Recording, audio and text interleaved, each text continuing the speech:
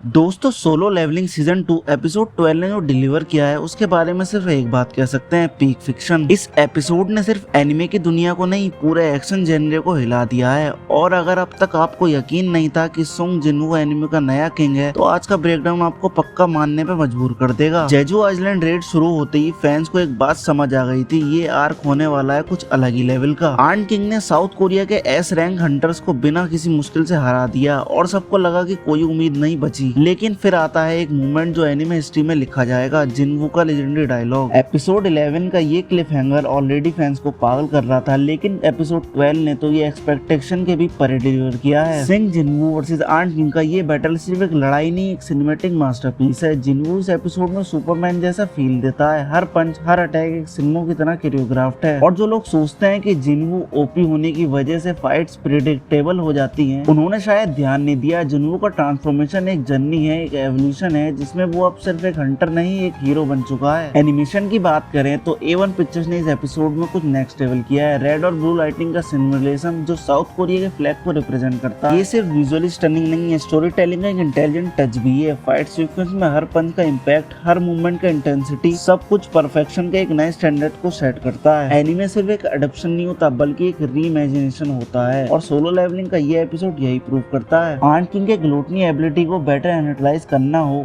या फाइट की पेसिंग और टेंशन बढ़ाना हो, एनीमे हर एस्पेक्ट में मनहवा से एकदम आगे है। मनहवा में एक छोटी ट्रांसलेशन मिस्टेक थी, जिनवू कह रहा था कि वो शॉप से कुछ नहीं खरीद सकता, जबकि असल इशू था वो आइटम ट्रांसफर नहीं कर सकता था। ये छोटी अटेंशन डिटेल तो एनीमे को और भी स्पेशल बना देती है। शाय और जिनवू का मूवमेंट सिर्फ एक लव एंगल हिंट नहीं था, बल्कि एक इमोशनल प्ले ऑफ था। जबकि जिनवू अपनी सबसे powerful healing item elixir of life use करता है, तो ये सिर्फ हीलिंग एक्ट नहीं, बल्कि एक बंदा करेक्टर मूवमेंट होता है। सिर्फ अपनी माँ के लिए यूज करने के बाद ये आइटम सिर्फ हैं के लिए यूज होना, इससे जिनवू की इमोशंस और प्योरिटीज और भी क्लियर हो जाती हैं। इस एपिसोड का सबसे जीनियस सिनेमैटिक टच था फर्स्ट पर्सन पर्सपेक्टिव। जब आर्न किंग भागता है और उसकी आंखों से दिखाया जाता है कि जिनवू उसके पीछे आ रहा है, ये सिर्फ एक स्टाइलिस्टिक चॉइस नहीं, बल्कि एक कॉल बैक है। मिन बेंगू के डेथ सीन का ये स्मॉल डिटेल ही सोलो लेवलिंग को एक मास्टरपीस बनाती है। एपिसोड 11 ने क्रंची रोल पर हिस्ट्री बनाई थी 100 के लाइक सिर्फ 2 घंटे में, लेकिन एपिसोड 12 ने अपना ही रिकॉर्ड तोड़ दिया है